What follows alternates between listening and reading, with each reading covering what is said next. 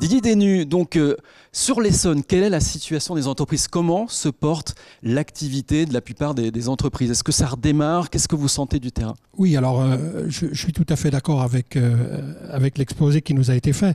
Les entreprises sont résilientes, hein, beaucoup. Moi, ce que je peux vous dire quand même, c'était l'État.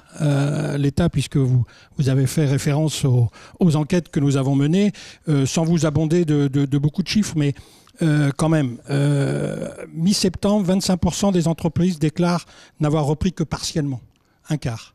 C'était 40% fin mai.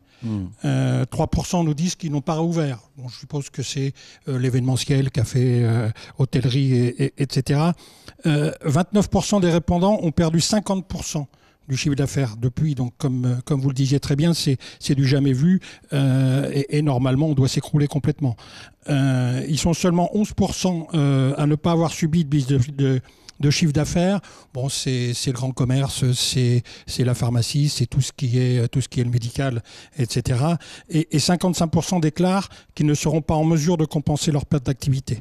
Donc, comme on l'avait dit, effectivement, c'est une grosse interrogation. Qu'est-ce que je vais faire? Quel va être mon avenir? Le plan de l'État, rapidement, qu'est-ce qui s'est passé?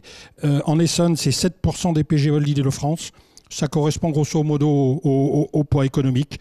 Hein, c'est 7000 dossiers, 1,5 milliard. Pareil, on est à peu près dans la moyenne et d'Île-de-France et nationale. Plus de 200 000 salariés concernés par l'activité partielle. Ça aussi, ça a été très fort. Je crois qu'on a nationalisé l'emploi salarié et je pense que ça a été une très, très, très bonne mesure puisqu'on garde les compétences et on garde l'outil de travail. Voilà, et puis 54 000 dossiers du Fonds de solidarité.